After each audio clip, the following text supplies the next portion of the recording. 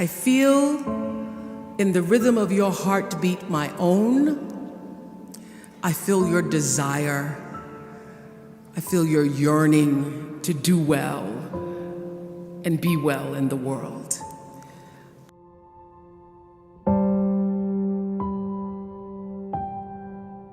What I feel really matters and that I want to share with you. I did a lot of thinking and praying about you all because you are me.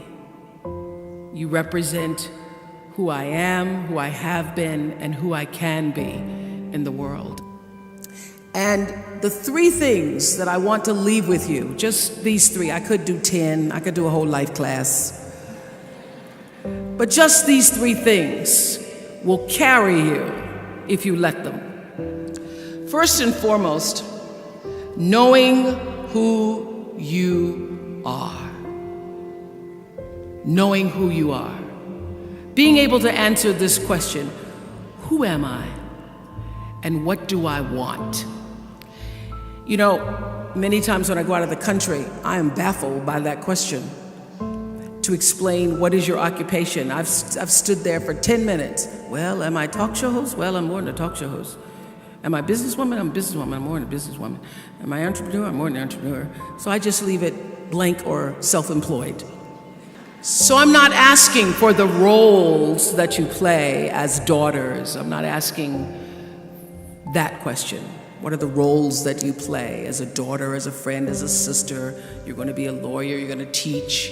You're going to be a pharmacist. I'm asking the bigger question of who am I? I am that which is born of all that is. I am, as Pierre de Chardin said, a spiritual being having a human experience.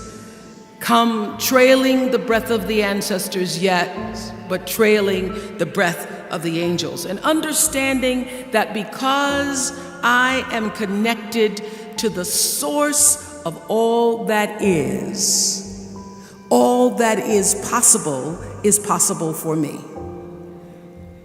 That's who I am. And what do I want? I don't want to just be successful in the world. I don't want to just make a mark or have a legacy. The answer to that question for me is I want to fulfill the highest, truest expression of myself as a human being. I want to fulfill the promise that the Creator dreamed when He dreamed the cells that made up me. You must have some kind of vision for your life. Even if you don't know the plan, you have to have a direction in which you choose to go. I never was the kind of woman who liked to get in a car and just go for a ride. I had a boyfriend who would say, let's just go for a ride. I want to know, where are we going? Do we have a destination? Is there a plan? Or are we just riding? What I've learned is that's a great metaphor for life. You want to be in the driver's seat of your own life, because if you're not, life will drive you. So, knowing who you really are in this space and time that we embody. That's number one. What do you want? Who are you? Number two, you must find a way to serve.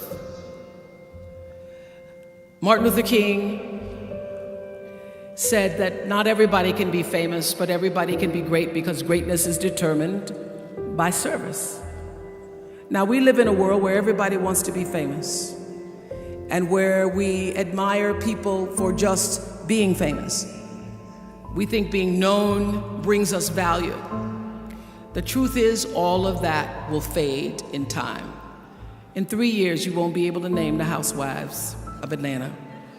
The real truth is that service and significance and the significance that you bring to your service is that which is lasting. So to be able to, whatever your occupation or job or talent or gift is, our honorees today getting doctorate degrees, to apparently opposite fields, HIV and AIDS and the spoken word. But what they have in common is service, using the spoken word in service to community and the world, using your knowledge and information about HIV and AIDS and medicine in service to the world. And if you look at all the most successful people in the world, whether they know it or not, they have that paradigm of service. Everybody's talking about Mark Zuckerberg and IPO. Service. Jay-Z rapping. Service.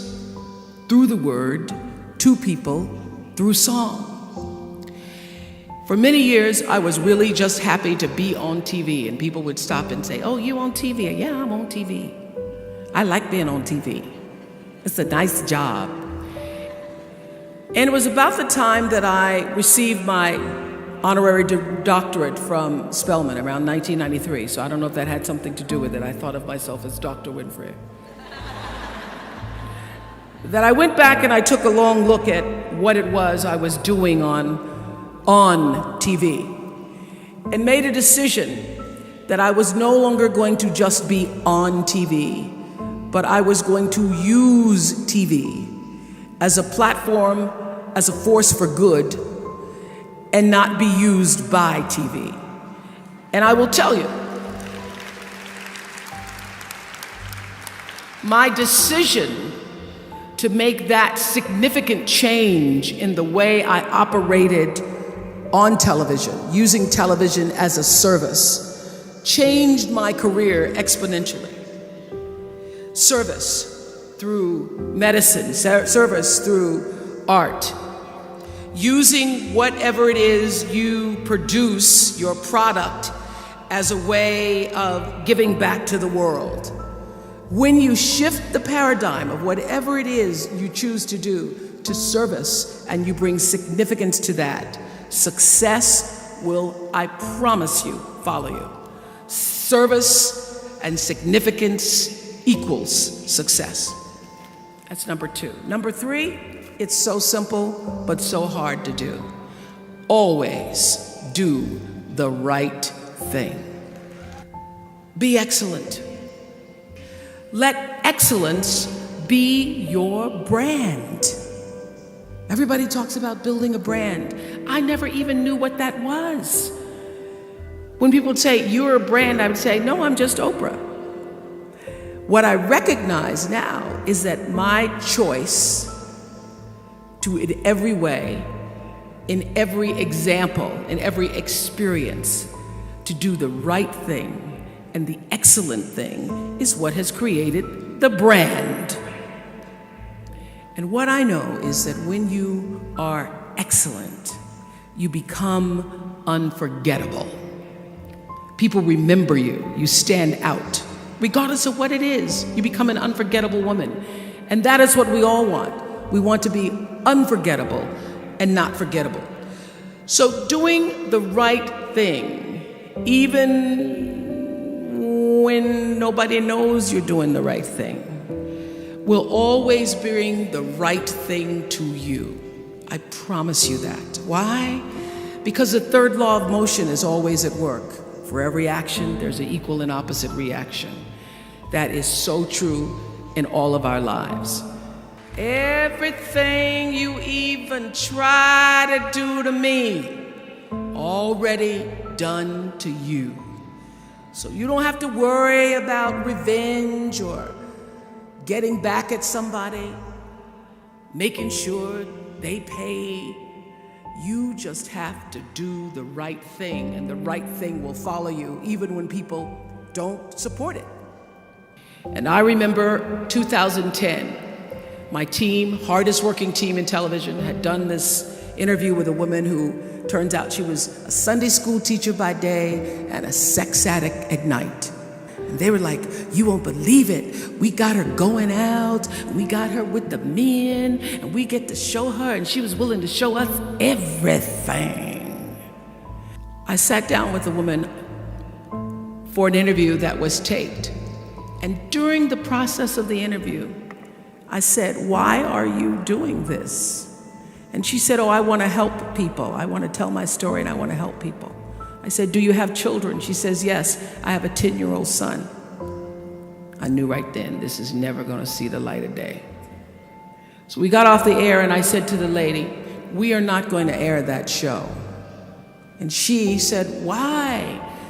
My producer said, why?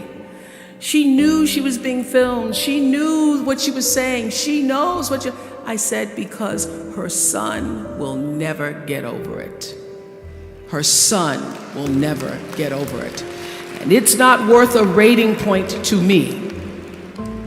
Not worth a rating point to me to know that there's a 10-year-old boy who's destroyed because his mother went on the Oprah Winfrey show and told all her business. You do the right thing even when other people think it may not be. And oftentimes, when you make a decision to do the right thing, immediately you're faced with doubt. Was that the right thing? Was that the right decision? I don't know, was that the right thing? You always know it's the right thing, when in the end, there is peace.